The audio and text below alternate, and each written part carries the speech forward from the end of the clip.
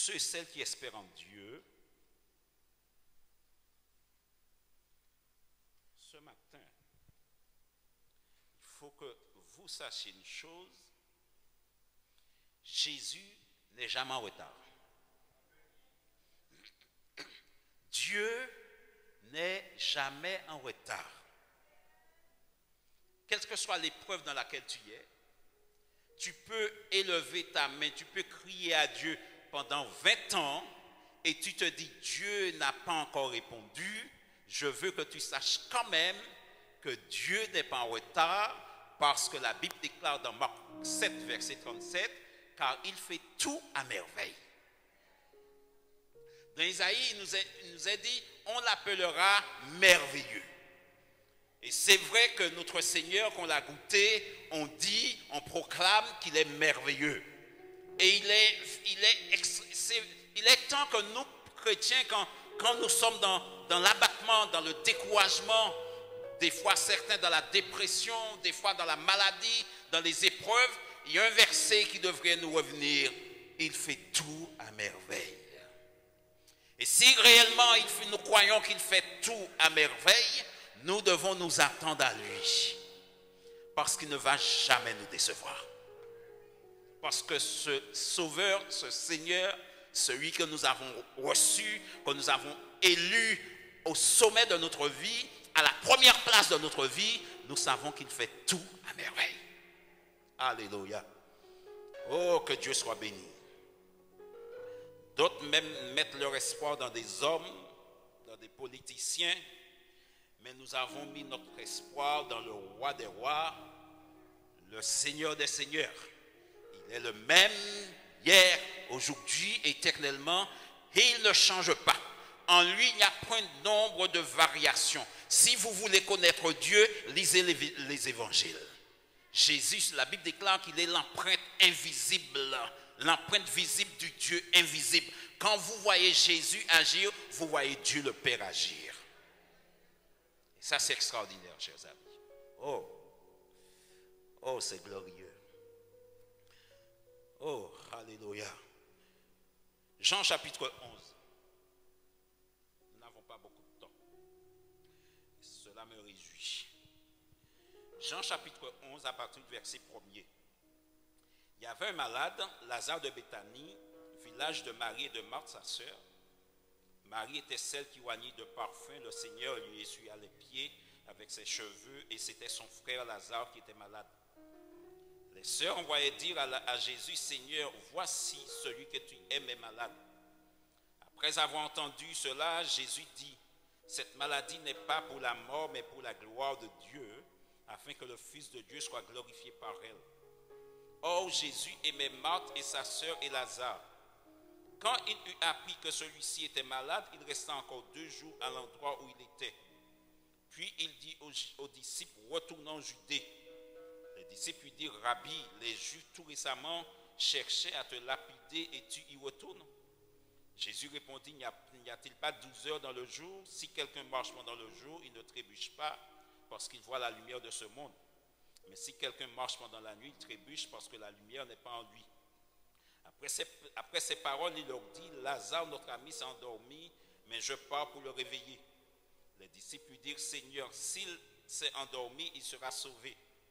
Jésus avait parlé de sa mort, mais eux pensèrent qu'il parlait de l'assouplissement du sommeil. Alors Jésus leur dit ouvertement, Lazare est mort. Et pour vous, je me réjouis de n'avoir pas été là afin que vous croyiez. Mais allons vers lui. Sur ce, Thomas, appelé Didyme, dit aux autres disciples, allons-nous aussi afin de mourir avec lui. À son arrivée, Jésus trouva que Lazare était déjà depuis 4 jours dans le tombeau. Or, Béthanie était près de Jérusalem, à 15 stades environ. Beaucoup de Juifs étaient venus vers Marthe et Marie pour les consoler au sujet de leur frère. Lorsque Marthe apprit que Jésus arrivait, elle alla à sa rencontre, tandis que Marie resta assise à la maison. Marthe dit à Jésus, Seigneur, si tu avais été ici, mon frère ne serait pas mort. Mais maintenant même, je sais que tout ce que tu demanderas à Dieu, Dieu te le donnera. Jésus lui dit, ton frère ressuscitera. Je sais, lui répondit Marthe, qu'il ressuscitera à la résurrection au dernier jour. Jésus lui dit, moi, je suis la résurrection et la vie. Celui qui croit en moi vivra, quand même il serait mort. Et quiconque vit et croit en moi ne mourra jamais. Crois-tu cela? Elle lui dit, oui Seigneur, je crois que tu es le Christ, le Fils de Dieu, celui qui vient dans le monde. Après avoir dit cela, elle s'en alla. Puis elle appela Marie, sa sœur, et lui dit secrètement, le maître est ici et il t'appelle. Dès que Marie eut entendu, elle se leva promptement et se rendit vers lui, car Jésus n'était pas encore entré dans le village, mais il était à l'endroit où Marthe l'avait rencontré.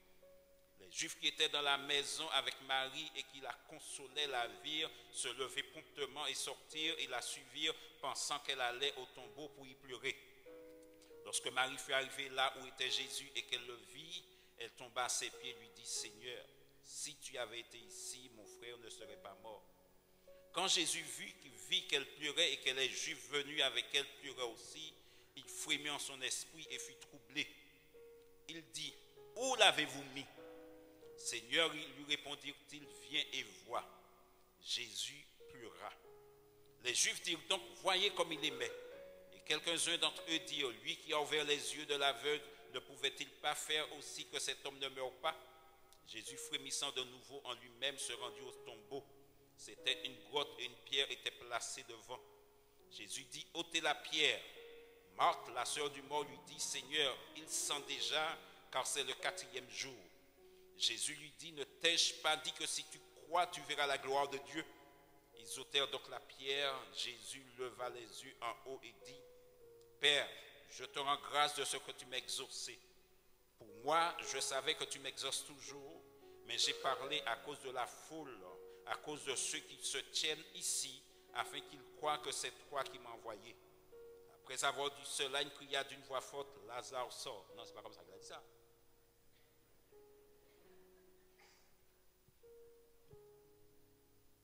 Vous pensez qu'il a dit Lazare sort? Non. Ok. Après avoir dit cela, il cria d'une voix forte, Lazare, sors! Et le mort sortit, les pieds et les mains liés de bandelettes et le visage enveloppé de linge. Jésus leur dit, déliez-le et laissez-le aller. Amen. Marthe et Marie, elles avaient une confiance dans le Seigneur.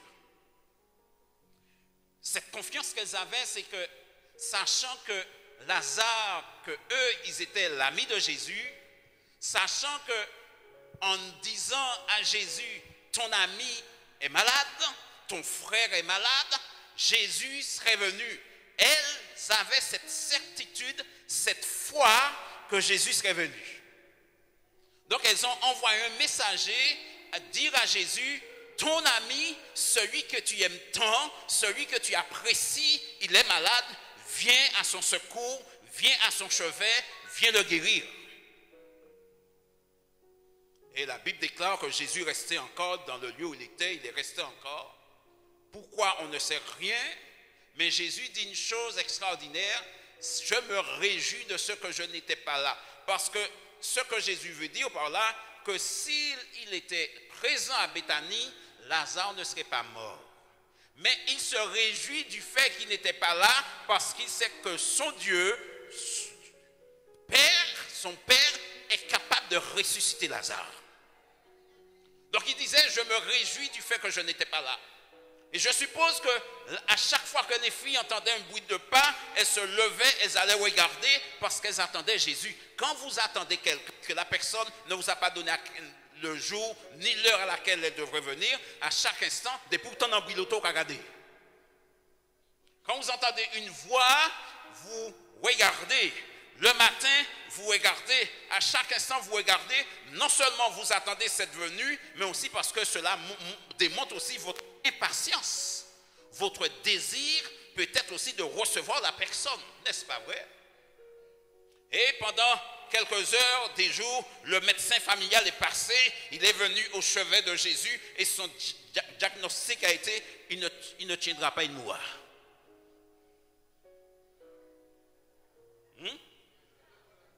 Et qu'est-ce que j'ai dit? Au chevet de Jésus? Oh là là. Merci beaucoup. Donc, au chevet de Lazare, le médecin est venu au chevet de Lazare et le diagnostic a été ceci, il ne tiendra pas le coup, il mourra.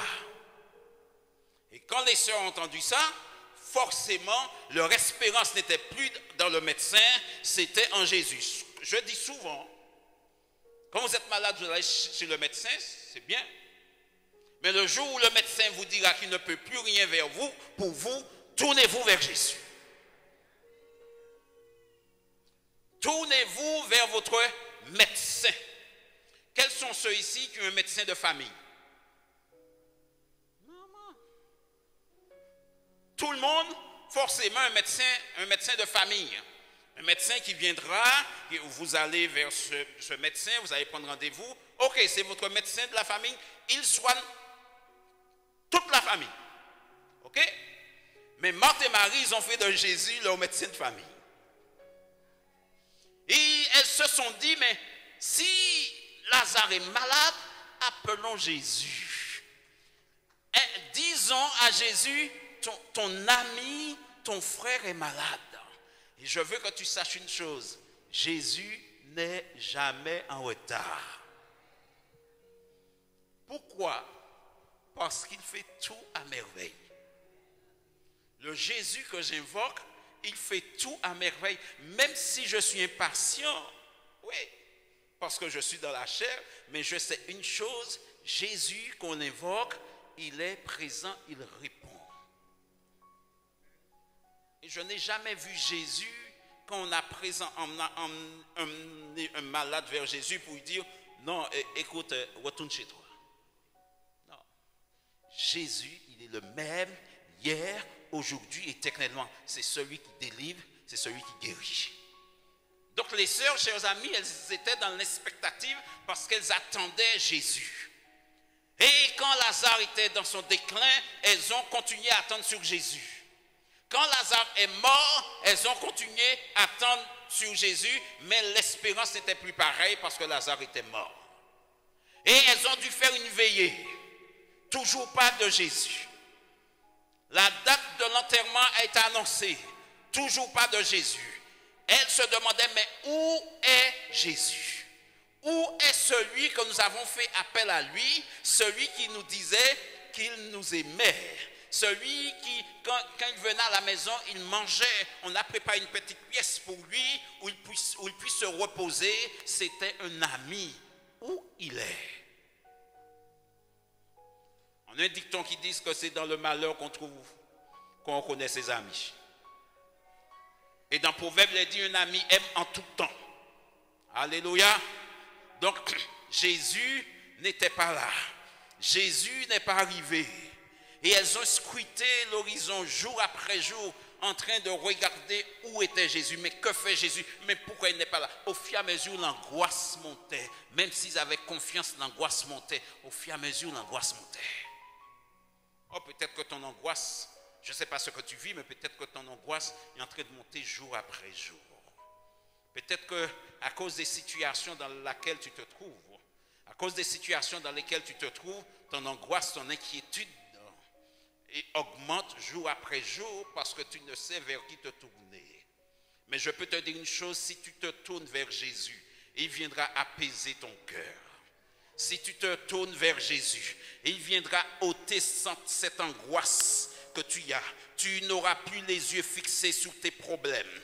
Tu n'auras plus les yeux fixés sur ton manque de nourriture. Tu n'auras plus les yeux fixés sur le loyer qui n'est pas payé. Tu n'auras plus les yeux fixés sur la maladie, mais tu auras les yeux fixés sur Jésus parce qu'il est dit dans la parole de Dieu, je lève mes yeux vers les montagnes. D'où me viendra le secours? Le secours me vient de l'Éternel qui a fait les cieux et la terre. Alléluia. Et ça c'est glorieux, chers amis, de détourner nos yeux vers des problèmes et de fixer les yeux uniquement sur Jésus parce qu'il est le rémunérateur de ceux qui le cherchent. Jésus n'est pas celui qui ne récompense pas celui qui le cherche, il récompense, il rémunère. Tu recevras ton salaire si tu cherches Jésus. Alléluia.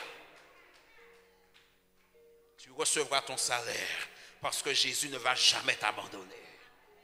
Là, dans la difficulté, tu es en train de prier, tu lis la parole de Dieu, l'Esprit de Dieu te révèle, il te donne un rhéma dans la parole et tu sais que tu peux t'appuyer sur cette parole car tu l'as reçu de l'Esprit. Là, dans la prière, tu ne l'as pas reçu du pasteur, tu ne l'as pas reçu du prédicateur, tu ne l'as pas reçu de l'ancien, tu ne l'as pas reçu du diacre, mais tu l'as reçu de l'Esprit. Et quand tu le reçois de l'Esprit, la parole apportée par l'Esprit produit la vie.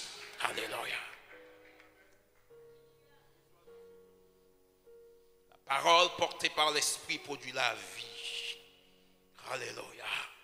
La parole apportée de l'homme peut produire la mort le plus souvent. Mais quand là tu es dans la prière, dans tes angoisses, dans tes problèmes et que tu es en train d'appeler au secours, mais tu n'appelles pas n'importe qui au secours, tu n'appelles pas Bouddha au secours, tu n'appelles pas Mahomet au secours, tu appelles le roi des rois au secours, le Seigneur des seigneurs au secours. Je peux te dire une chose, il ne te laissera jamais tomber. Même si tu penses que tu es tombé bas, même si tu crois que tu es tombé bas, mais même quand tu es tombé bas, tu tombes dans les mains de Jésus. Alléluia.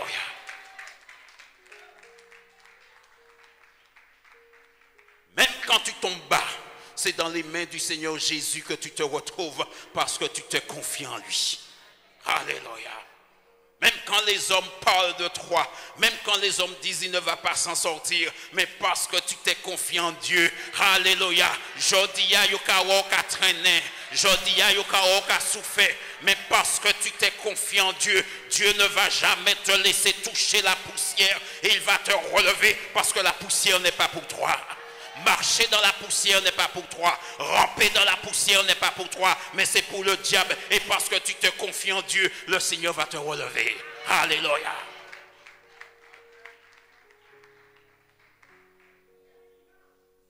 Alléluia. Et quand Jésus est arrivé, ils ont dit à Marthe que Jésus est là. Marthe s'est levée promptement et elle a dit, elle a couru en disant, si tu étais là, si tu étais présent, mon frère ne serait pas mort. Mais Jésus lui dit, mais je suis là. Jésus lui dit, je suis là.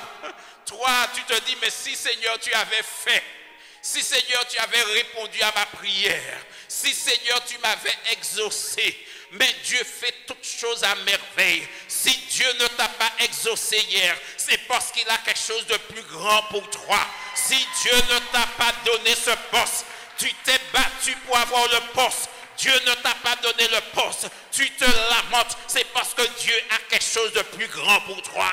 Mais on ne le voit pas. On ne le voit pas.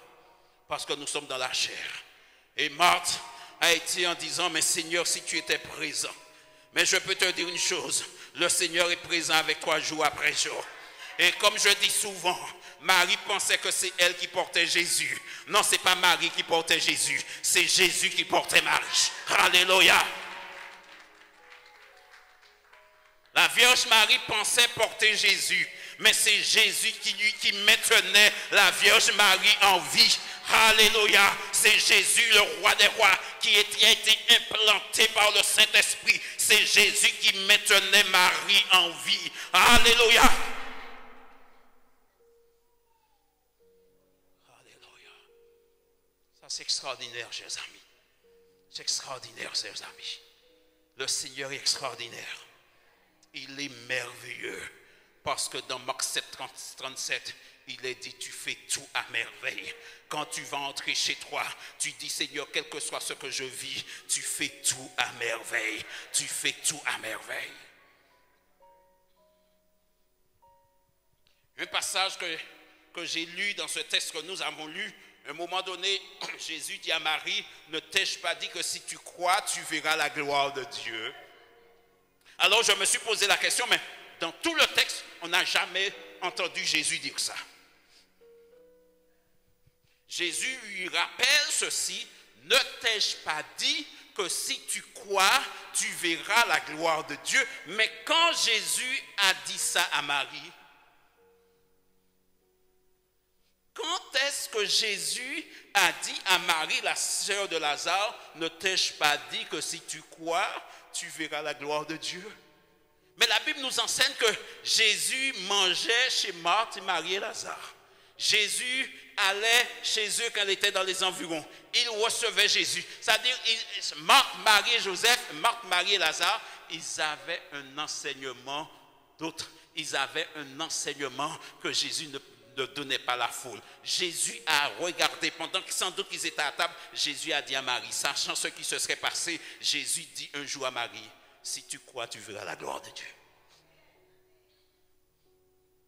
Jésus a eu l'occasion de dire à Marie, Marie, si tu crois, tu verras la gloire de Dieu. Et quand Marie s'est retrouvée dans ce problème, quand Marie s'est retrouvée dans cette désolation, quand Marie s'est retrouvée face à la mort de son frère, alors que son frère est dans le tombeau depuis 4 jours, Jésus lui dit, ne t'ai-je pas dit que si tu crois, tu verras la gloire de Dieu. C'est l'important, chers amis, de passer de l'intimité avec ton Dieu. Parce que quand tu passes quand tu es dans l'intimité avec ton Dieu, il te révèle sa parole. Il te donne une parole de consolation. Dans les épreuves, dans les difficultés, il te dit oui, c'est moi. Il te donne une parole dans la Bible et cette parole devient pour toi un réma. Tu peux t'asseoir dessus, tu peux manger avec, tu peux boire avec et tu commences à proclamer Dieu m'a dit ceci, alléluia, même si rien ne va, même si les gens pensent que ça n'ira pas, mais tu restes campé sous ta position. Dieu m'a dit, j'étais en prière, l'esprit. Parce que Dieu est vivant, parce que Dieu est réel. Si Dieu t'a révélé quelque chose dans ton intimité avec lui, crois que ce qu'il t'a dit, il va l'accomplir. Alléluia. La parole de Dieu déclare ceci. Et moi, quand je pense aux promesses que Dieu m'a faites, que le diable essaie de mettre le doute, je dis, je suis comme Abraham. Je suis pleinement convaincu de ceci. Ce que Dieu promet, il a aussi la puissance de l'accomplir. Alléluia. Dis à ton ennemi ce que mon Dieu m'a promis et il a la puissance de l'accomplir. C'est pour cette raison que j'aime ce verset. Il y a une autre traduction de Louis II qui dit ce que Abraham était pleinement convaincu de ceci, ce que Dieu promet, il peut aussi l'accomplir. Et cette version que vous avez, mais je n'aime pas cette version parce que ça met du doute dans le cœur. Il peut aussi l'accomplir, ça met un peu de doute. Mais quand je lis, il a aussi la puissance de l'accomplir. Je me réjouis. Je dis Seigneur, merci. Parce que tu as la puissance de l'accomplir. Donc Jésus dit à Marie, ne t'ai-je pas dit que si tu crois, tu verras la gloire de Dieu. Mais peut-être ce matin, il y a quelque chose que Dieu veut ressusciter en toi. Peut-être un zèle que tu avais. Peut-être un amour que tu avais pour le Seigneur.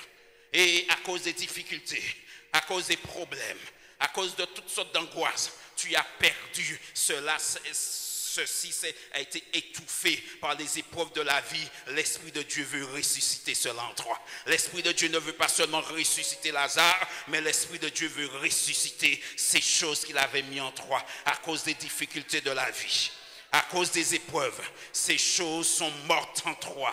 Ces choses ont été étouffées en toi. Mais l'Esprit de Dieu veut ranimer ces choses. L'Esprit de Dieu veut ressusciter ces choses en toi. Ça peut être ton zèle. Peut-être que tu avais un zèle extraordinaire pour Dieu. Mais l'Esprit de Dieu veut ressusciter cela en toi. Alléluia. Oui, ils ont dit, Lazare, ça fait... Lazare... Marie a dit, mais ça fait 4 jours qu'il est là. Ça fait 4 jours qu'il est dans le tombeau. Il sent déjà. Oh oui, il sent déjà. Il sent déjà. Jésus dit, ôtez-moi la pierre. Jésus, le roi des rois, dit, ôtez-moi la pierre. Et je peux vous assurer, je ne sais pas combien de sépultures qu'il y avait, combien de tombeaux qu'il y avait dans cet endroit. Mais quand Jésus a dit Lazare sort, pourquoi Jésus a nommé le nom de Lazare? Moi je suis convaincu d'une chose. Si Jésus avait dit mort sort, tous les morts seraient sortis. Aïe, aïe, aïe. C'est pour cette raison que Jésus dit Lazare sort. Si Jésus s'était mis devant les tombeaux pour dire aux morts sortez, tous les morts seraient sortis. Même si au moins depuis 6 ans, tous les morts seraient sortis. Et je sais, alléluia, je sais que nous entendrons cette voix bientôt qui dira mort. Oh, alléluia, séjour des morts, rendez votre mort. Et tous les morts en Christ ressusciteront premièrement. Tous les morts en Christ ressusciteront premièrement. Au jardin d'Éden, pour finir, au jardin d'Éden, Jésus, Dieu n'a pas dit, Dieu n'a pas parlé à Adam en disant tu es poussière, tu retourneras à la poussière.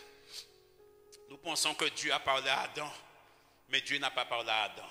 Dieu a parlé au corps. Dieu n'a pas parlé à Adam. Dieu a parlé au corps d'Adam pour dire au corps, tu es poussière et tu retourneras à la poussière. Parce que je peux vous dire à l'heure actuelle, Adam est sans doute dans le royaume de Dieu. Dieu n'a pas dit à Adam, tu es poussière, tu retourneras à la poussière. Dieu a dit au corps, à l'enveloppe charnelle, tu n'es fait que poussière, tu ne retourneras à la poussière. Ce corps que j'ai, ce n'est pas ce corps qui fait ma personnalité. Ce n'est pas ce corps qui fait ce que je suis. C'est une enveloppe charnelle. Ce que je suis, c'est le souffle de Dieu que Dieu a insufflé en moi. Et ce corps, un jour, ira à la poussière, mais l'esprit vivra pour toujours. Alléluia. Ma femme me trouve beau. N'est-ce pas, Doudou? Des fois, j'ai du mal à la croire, mais bon. Ma femme me trouve beau. Rappelle-moi ton prénom. Oui. Déborah, tu trouves Steven beau? Alléluia. Steven te trouve beau. Il n'y a pas de meilleur. Steven te trouve belle. Steven te trouve belle. Il n'y a pas de meilleur à ses yeux. Oui. Alléluia. Et donc, ma femme, elle me trouve beau. Mais des fois, je me dis, mais Seigneur, mais bon, enfin, si elle le dit, je suis obligé de la croire. Ok? Mais je sais que ce corps-là, cette enveloppe charnelle, sera mis dans un tombeau un jour. Si le Seigneur tarde à venir, ce corps, cette enveloppe charnelle sera mis un jour au tombeau. Mais mon esprit vivra pour toujours. Alléluia. Parce que mon esprit vient de Dieu. Le souffle de vie que Dieu a insoufflé en moi retournera à la vie. Alléluia. Et je serai vivant d'éternité en éternité pour la gloire de Dieu. Quels sont ceux qui veulent vivre cela ce matin? Alléluia. Alléluia. Y a-t-il des gens ici qui veulent donner à Jésus leur vie? Si ce matin tu es là, tu veux donner à Jésus ta vie. Dire Jésus, Père, j'ai vécu ma vie. Je vis dans le péché. J'ai vécu ma vie. J'ai fait ce qui me semblait bon. M'en vive la vie, moi. Si ce matin tu es là, tu veux donner à Jésus ta vie, lève simplement la main où tu es. On va prier pour toi. Merci. Y a-t-il quelqu'un d'autre? Merci. Mario, c'est bien ça? Merci Mario. Que Dieu soit béni. Y a-t-il quelqu'un d'autre qui veut donner au Seigneur Jésus sa vie? Merci jeune homme, alléluia. Il y a trois jeunes hommes qui ont dit oui à Jésus. Y a-t-il d'autres personnes encore aujourd'hui qui veulent dire Jésus, je veux? 4 personnes, merci Dieu de gloire, alléluia. Y a-t-il d'autres personnes ici qui veulent donner à Jésus leur vie, qui veulent dire Jésus, je te donne ma vie comme mon sauveur personnel? Les 4 personnes, les trois jeunes hommes et la jeune fille, mettez-vous debout, alléluia. Approchez-vous ici. Oh, on les accueille. Viens Mario. Alléluia. Il y a encore une autre dame. Venez madame.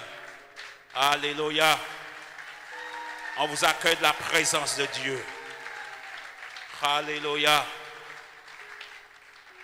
Oh, béni soit ton nom Jésus. Reçois la gloire. Pasteur, viens. Que Dieu vous bénisse. À Dieu seul soit toute la gloire.